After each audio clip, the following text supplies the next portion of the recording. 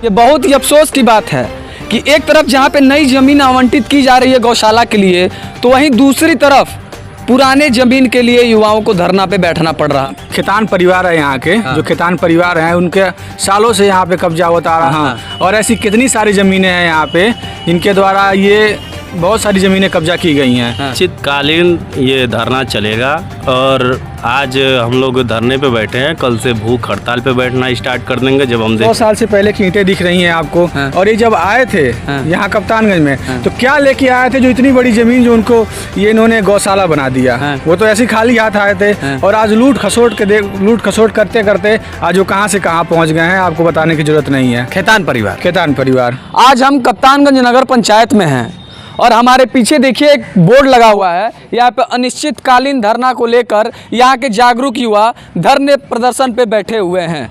अपना सारा कुछ काम धंधा छोड़ के लगातार समाज के लिए, समाज के हित के लिए आज चौथे दिन ये धरने पे बैठे हुए हैं। धरने पे बैठने के पीछे का मुख्य कारण इनका ये है, जिस जगह में मौजूद हैं आप जो देख सकते हैं, जो भी पूरा खाली जगह है, ये असल में खाली जगह नहीं बल्कि ये गौशाले की ज़मीन है। कौन सा अड़चन उत्पन्न हो जाता है बार बार, जिसके चलते यहाँ का निर्माण नहीं हो पाता है। गौशाले की ज़मीन 1911 से भी पहले की आवंटित ये ज़मीन है। हालांकि कोई भी बात अगर तथ्यों के आधार पर की जाए तो ज़्यादा सुविधाजनक होता है।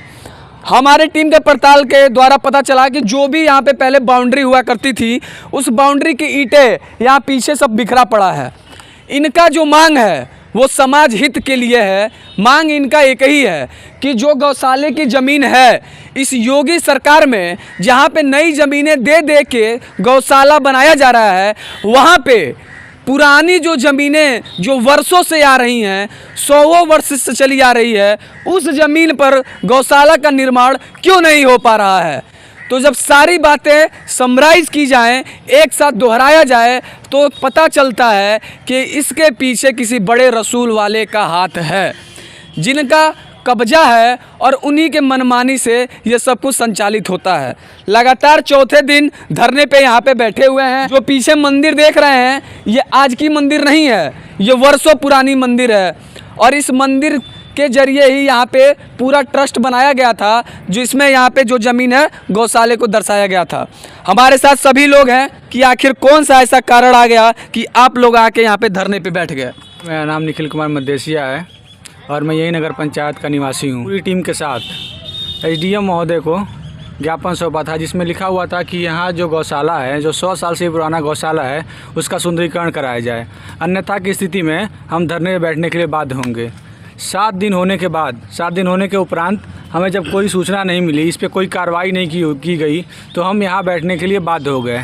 जैसा कि आपने अभी बोला कि ये गौशाला 100 साल पुराना है, तो जी हाँ, ये 100 साल पुराना गौशाला है और कुछ भूमाफियाओं द्वारा। कौन से भूमाफिया का नाम लेके बताइए। खितान परिवार है यहाँ के, जो खितान परिवार हैं उनके सालों से यहाँ पे कब्जा होता आ रहा है, रसूल चलाता है। हाँ। और ऐसी कितनी सारी ज़मीनें हैं यहाँ पे जिनके द्वारा ये बहुत सारी ज़मीनें कब्जा की गई हैं। नंबर बदले गए हैं, यहाँ के नंबर वहाँ पहुँचाए गए हैं, वहाँ के नंबर यहाँ पहुँचाए गए हैं और इस तरह की कितनी सारी ऐसी चीज़ें की गई हैं और लोगों को गुमराह किया गया है। इस गौशाले को भी लेकर यही धारणा है लोगों में कि कोर्ट में मामला चल रहा है, ऐसे है वैसे है, पता नहीं 50 तरह की बातें हैं, 50 तरह का बंडल उठा रखे हैं लोग और इसमें आज तक एक भी सुंदरीकरण या फिर कोई भी विकास कार्य नहीं हुआ है। यहाँ पे निर्माण कार्य नहीं हुआ। ये जो आप निर्माण देख रहे हैं, ये यहीं पे एक रहने वाले महंत जी जो हैं, उनके द्वारा लोगों से चंदा ले लेके 10 रुपये 20 रुपये ले लेके ये निर्माण कार्य कराया गया है। ये जितनी मंदिरें ये देख रहे हैं, ये दीवारें देख रहे हैं, आइए मैं आपको दिखाता हूँ। जितनी भी दीवारें देख रहे हैं, ये 100 साल से भी ज़्यादा पुरानी दीवारें हैं। अच्छा। ये पूरा का पूरा एरिया, पूरा का पूरा एरिया जो है वो बाउंड्री वॉल है। और जितनी बाउंड्री वॉल है सारी मोटी मोटी, ये जो सारा जो बाउंड्री हुआ था ये पुराने ज़माने का। हाँ, पुराने ज़माने का। आप देख सकते हैं ईंटें, कोई सी भी ईंटें उठा के देख लीजिए। यहाँ लाइए थोड़ा सा पास से दिखाइए। इसमें 1911 लिखा हुआ है, तो इससे ये पता चलता है कि 1900 कोई भी ईंटा उठाइए, देखिए 1911 की ईंटें हैं। यानी ये पुराने जमाने, ऐसा प्रतीत है, ये सब तथ्य के आधार पे बात की जाए तो ये पुराने ज़माने का है। हाँ। पर क्या अड़चने आ जा रही हैं, क्या तकलीफ हो जा रहा है? ये जो भूमाफिया हैं वो अपना कब्जा जताते हैं कि ये जो गौशाला है वो हमारा गौशाला है, लेकिन आज से 100 साल पहले तो ऐसी कोई चीज़ें थी नहीं।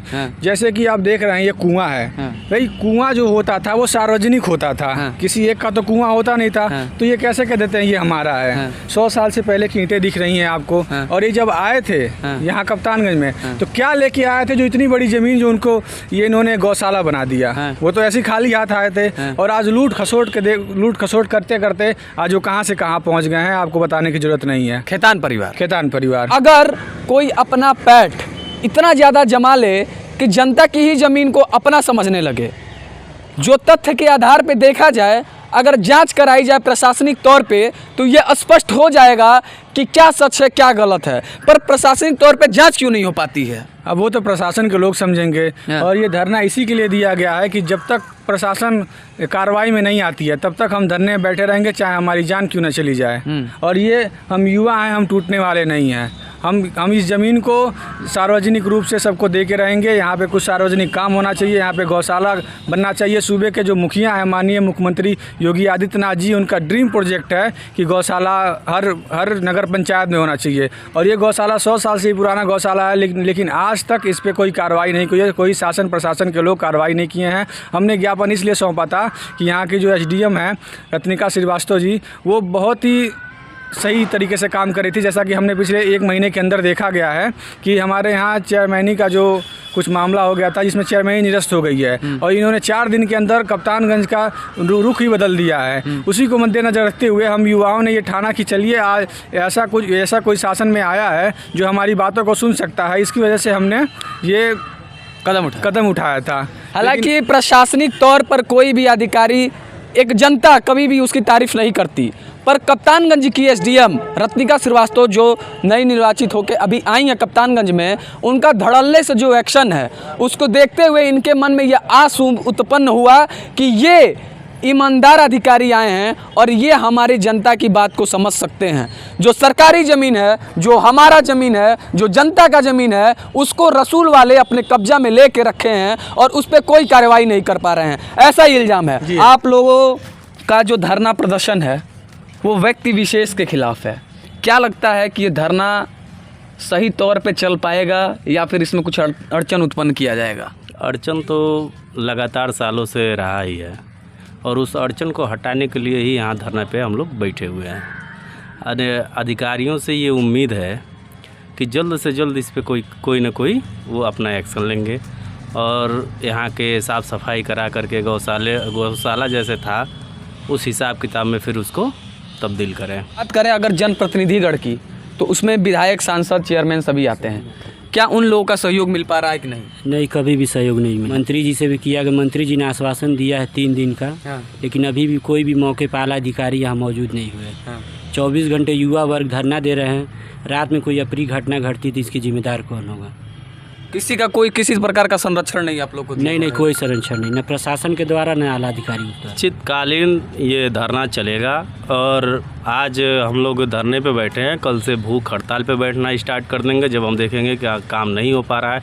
क्योंकि हमारा मकसद ये है कि यहाँ पे काम हो। यहाँ पे जो भी भूमाफिया हैं, जो भी काम में अड़चन डालने वाले लोग हैं, प्रशासन यहाँ से आकर के यहाँ पर काम यहाँ पे कराए। हमारी मांग बस यही है। हमें किसी से लड़ाई झगड़ा और कोई वो नहीं है।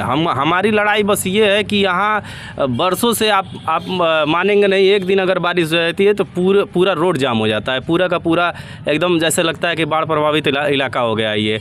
तो यहाँ मांग ये है कि इस जगह की साफ़ सफाई हो, सुंदरीकरण हो और एक शहर का जो हार्ट एक तरह से कहे जाने वाली ये जगह है। आप पूरे शहर में घूम करके आइए, ये शहर का सबसे बीच का हिस्सा है।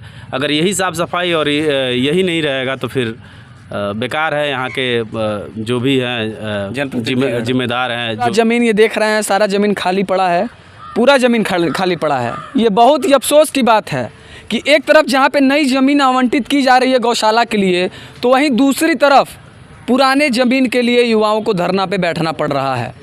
क्या हमारे युवा जब धरने पे बैठते हैं तो अधिकारी और जनप्रतिनिधि ये समझ बैठते हैं कि युवा अपने स्वार्थ के लिए बैठे हैं? युवा अपने स्वार्थ के लिए नहीं बल्कि समाज हित के लिए बैठे हुए हैं। कब तक इनकी मांग सुनी जाएगी? आला अधिकारियों तक बात पहुंच रही है तो इनके तक अधिकारीगण और नेतागण ये समझ रहे हैं कि ये 20 लोग कुछ नहीं कर सकते, तो ऐसा कतई ना सोचें। भूख हड़ताल का भी ये चेतावनी दे रहे हैं। तो जल्द से जल्द आके प्रशासनिक तौर पर इनका मदद किया जाए। इनका नहीं, ये समाज का मदद है। तो बहुत बहुत धन्यवाद आप सभी का। बने रहिए हमारे साथ और देखते रहिए मानस धारा।